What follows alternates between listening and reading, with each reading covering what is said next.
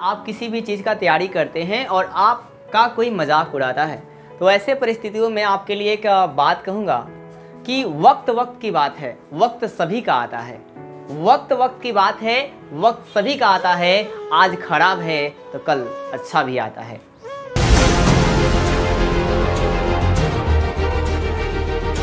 Hello friend, welcome to start science classes. तो आज मैं आपको बता रहा हूँ क्लास 10th बायो का मोस्ट इम्पोर्टेंट वीवीआई क्वेश्चन, जो बिहार बोर्ड में बहुतों बार पूछे जाने वाला है क्वेश्चन।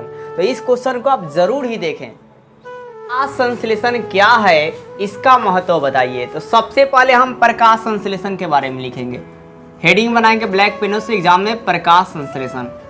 ठीक है, प्रकाश संश्लेषण।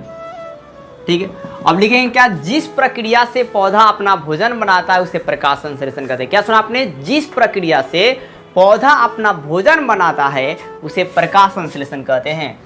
जिस प्रक्रिया से पौधा अपना भोजन बनाता है उसे प्रकाश संश्लेषण कहते हैं। फिर इसके बाद प्रकाश संश्लेषण का दोस्तों समीकरण लिखेंगे। क्या लिखेंगे समीकरण? देखिए तो क्या आता है, 6CO2, मेरे साथ याद कीजिए, 6CO2 plus 12H2O। 6CO2 plus 12H2O, 6CO2 plus 12H2O, 3-4 बार रिपीट करेंगे, आपको याद होगा। 6CO2 plus 12H2O, arrow mark सूर्य प्रकाश। क्या रहेगा? सूर्य प्रकाश और क्लोरोफिल। सूर्य प्रकाश और क्या जी? क्लोरोफिल। क्या सुना हमने? 6CO2 प्लस 12H2O, सूर्य का प्रकाश, क्लोरोफिल। और इधर का बनेगा C6H12O6 plus 6O2 plus 6H2O। मतलब दोस्तों है क्या? तो ये है प्रकाश संश्लेषण का रासायनिक समीकरण। अगर इसका आप लैंग्वेज लिखना चाहते हैं तब लिख सकते हैं कि जब कार्बन डाइऑक्साइड की अभिक्रिया जल से सूर्य के प्रकाश और क्लोरोफिल की उपस्थिति में होती है तो ग्लूकोज के रूप में यानी कार्बोहाइड्रेट के रूप में पौधा में भोजन प्राप्त होता है और ऑक्सीजन का निष्कासन होता है। और दोस्तों पेपर में ऑब्जेक्टिव में सवाल आता है कि पौधों में ऑक्सीजन का निष्कासन किससे होता है? तो जल से होता है। किससे दोस्तों? जल से होता है। अब पौधा में जो भोजन है किस रूप में बनता है? तो कार्बोहाइड्रेट के रूप में। जिसमें यौगिक में कार्बन हाइड्रोजन ऑक्सीजन होगा उसे कार्बोहाइड्रेट कहेंगे। जिस भी कंपाउंड में कार्बन हाइड्रोजन ऑक्सीजन होगा उसे क्या बोलते हैं? कार्बोहाइड्रेट। तो ग्लूकोज क्या है? कार्बोहाइड्रेट है। अब भोजन किस रूप में संचित होता है, अगर ये सवाल आएगा दोस्तों तो स्टार्च के रूप में। किस रूप में? स्टार्च के रूप में याद रखिएगा। अब क्लोरोफिल कहाँ पाया जाता है? तो याद रखिएगा क्लोरोफिल पौधों के पत्तियों के क्लोरोप्लास्ट में पाया जाता है। अब इसका दोस्तों महत्व देख लेते हैं, किसका महत्व क्या है।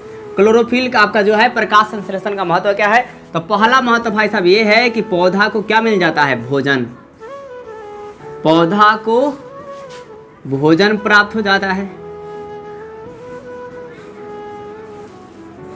पौधा को भोजन प्राप्त होता है। और दूसरी बात यह है कि कार्बन डाइऑक्साइड का देखिए यहां पर आपको ये कार्बन डाइऑक्साइड क्या करता है? ग्रहण करता है प्रकाश संश्लेषण में। तो वातावरण में कार्बन डाइऑक्साइड क्या होगी? कम हो जाएगी। कार्बन डाइऑक्साइड का ग्रहण करता है। और तीसरी बात देखिए मैंने बताया कि ऑक्सीजन का ये क्या करता है? त्याग करता है। ऑक्सीजन का क्या करता है? त्याग होता है इस प्रकाश संश्लेषण क्रिया में। और यहाँ जो बताया प्रकाश संश्लेषण द्वारा जो जल बचता है वो जल क्या होता है? बाहर निकलता है। मतलब वाष्प उत्सर्जन क्रिया में भी मदद होता है। प्रकाश संश्लेषण के द्वारा ही क्या होता है? तीसरा पॉइंट देख लीजिए, प्रकाश संश्लेषण क्रिया के द्वारा क्या होता है? वाष्प उत्सर्जन की क्रिया होती है। वाष्प उत्सर्जन की क्रिया होती है। नेक्स्ट हमारा सवाल है कि स्वयंपोषी और विषमपोषी में क्या अंतर है?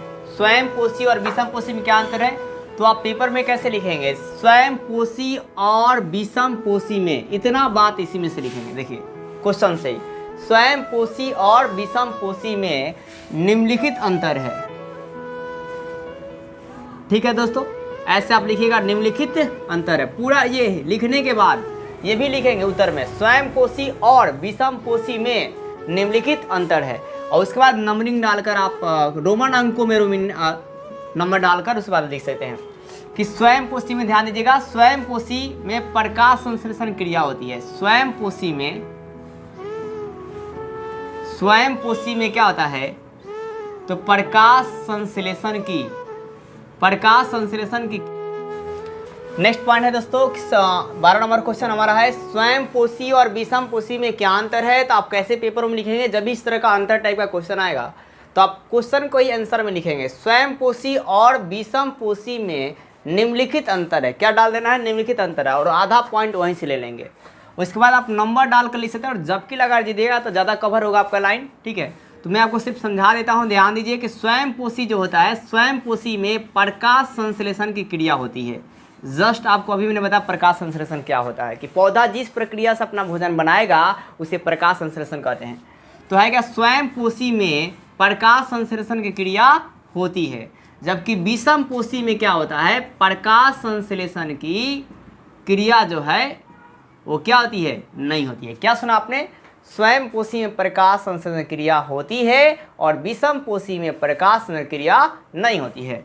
अब दूसरी बात कि जो स्वयंपोषी होते हैं वो सभी हरे पौधे होते हैं, सभी क्या होते हैं, हरे पादप होते हैं या हरे पौधे होते हैं। और जो विषमपोषी होते हैं वो आपका मानव हो जाएगा। एग्जाम्पल में विषमपोषी का जो एग्जाम्पल है वो क्या हो गया, मानव हो जाएगा, ठीक है, जंतु हो जाएंगे, जीव हो जाएंगे, जीव जंतु। तो स्वयंपोषी का उदाहरण क्या है, सभी हरे पादप हैं, और विषमपोषी का उदाहरण मानव है और क्या दोस्तों, जीव जंतु है। अब नेक्स्ट पॉइंट याद रखिएगा कि जो स्वयंपोषी होते हैं ये अपना भोजन स्वयं बनाते हैं, अपना भोजन क्या करते हैं, भोजन स्वयं बनाते हैं।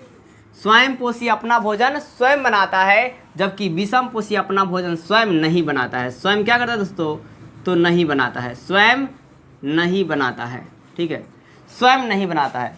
स्वयंपोषी अपना भोजन स्वयं बनाता है, और जबकि विषमपोषी अपना भोजन स्वयं नहीं बनाता है। देखिए दोस्तों, चौथा पॉइंट रखिएगा, स्वयंपोषी में क्लोरोफिल और प्रकाश संश्लेषण तो क्लोरोफिल होता है, तो स्वयंपोषी में क्लोरोफिल पाया जाता है, जबकि विषमपोषी में क्लोरोफिल नहीं पाया जाता। आइए दोस्तों एक बार रिपीट कर देते हैं, स्वयंपोषी में प्रकाश संश्लेषण क्रिया होती है, विषमपोषी में प्रकाश संश्लेषण क्रिया नहीं होती है।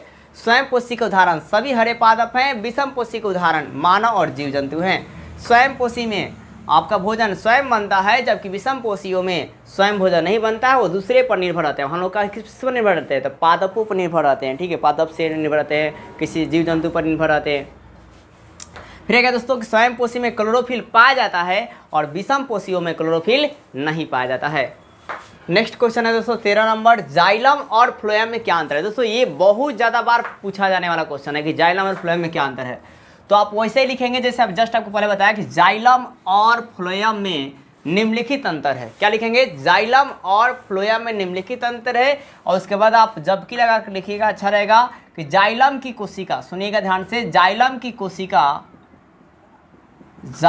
कोशिका मृत होती है, मतलब मरी हुई होती है। जाइलम की कोशिका क्या होती है, मृत होती है, और जबकि फ्लोएम की कोशिका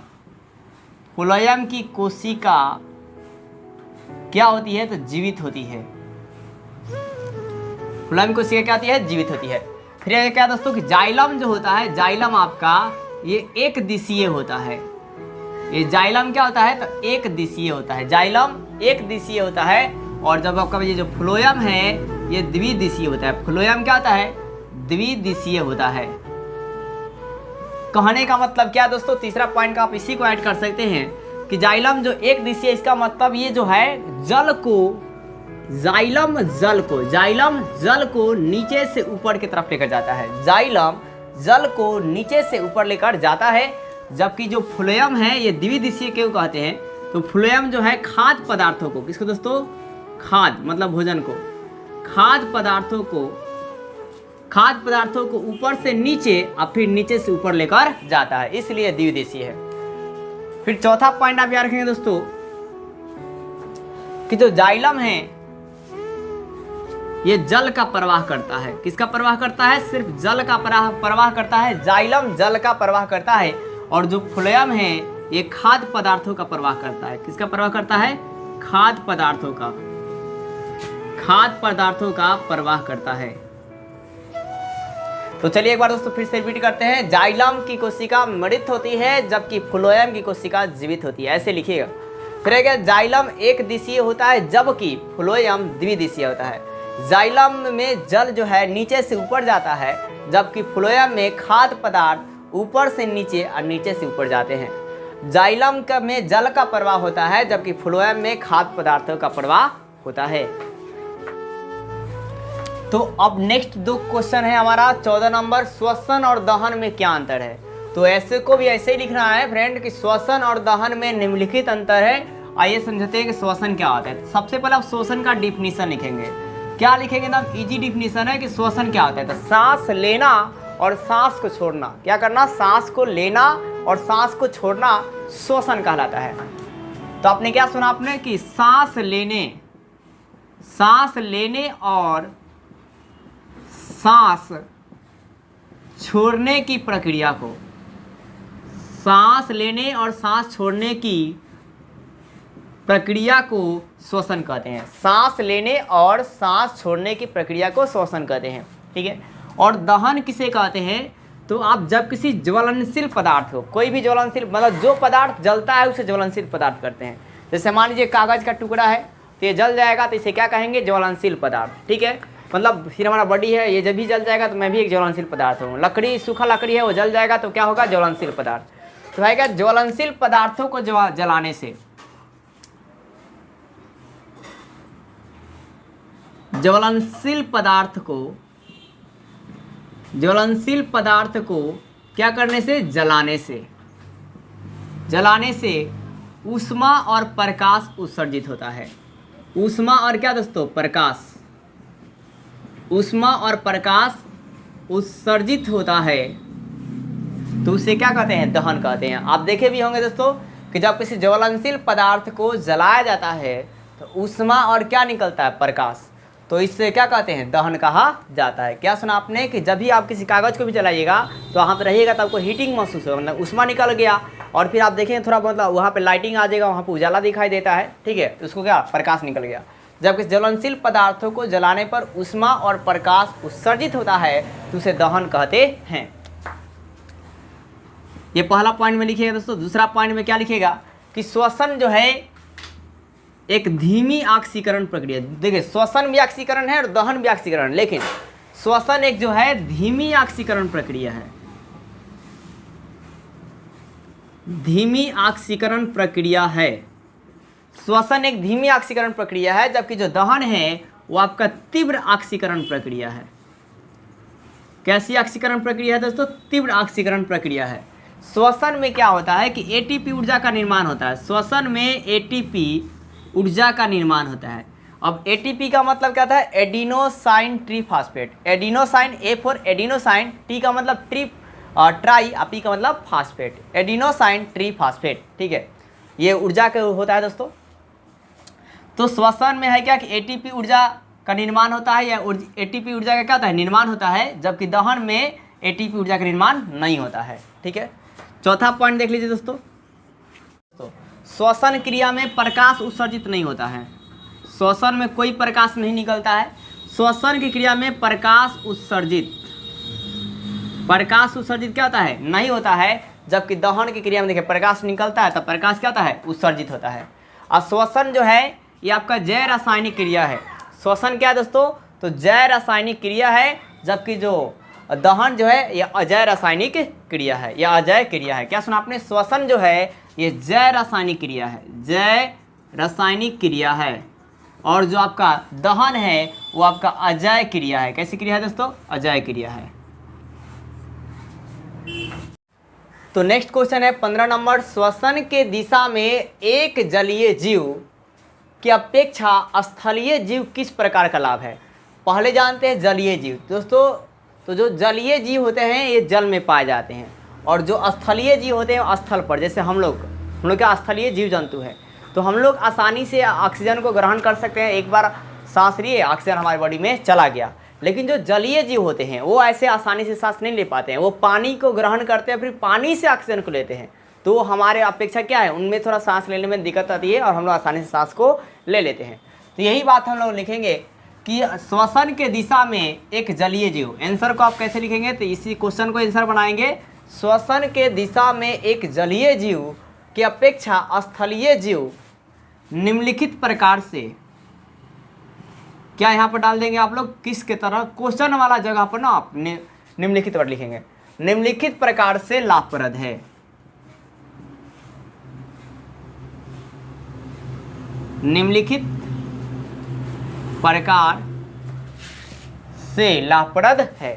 अब पहला आप लिख लीजिए कि जो स्थलीय जीव होता है, स्थलीय जीव ऑक्सीजन को पर्यावरण से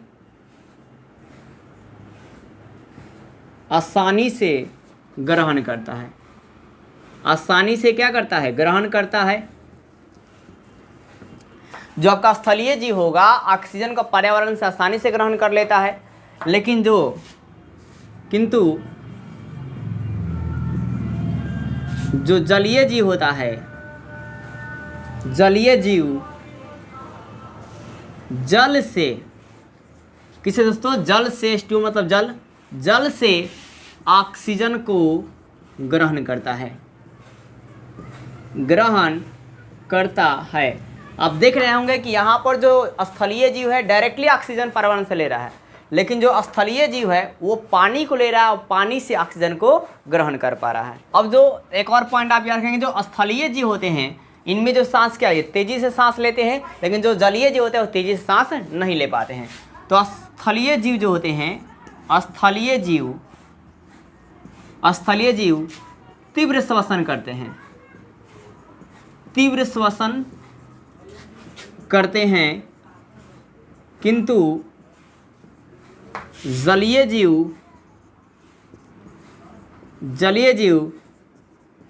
तीव्र श्वसन नहीं करते हैं।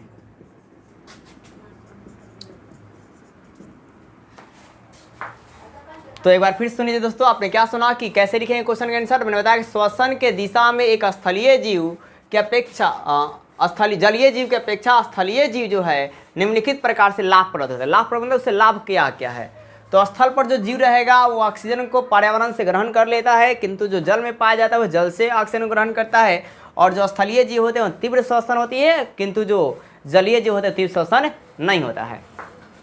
फ्रेंड, अगर आपको वीडियो हमारी पसंद आती है तो वीडियो को लाइक कीजिए और हमारे स्ट्राइड साइंस क्लासेस को सब्सक्राइब कीजिए और ज़्यादा से ज़्यादा शेयर कीजिए। और हमारे वीडियो में अगर आपको कुछ खामियां नज़र आ रही है तो उस खामियां को कमेंट कर ज़रूर बताइए, ताकि हम आपके लिए और बेहतर से बेहतर क्वालिटी का वीडियो और आपके लिए बेहतर से बेहतर नोट्स को प्रोवाइड करवा सकें।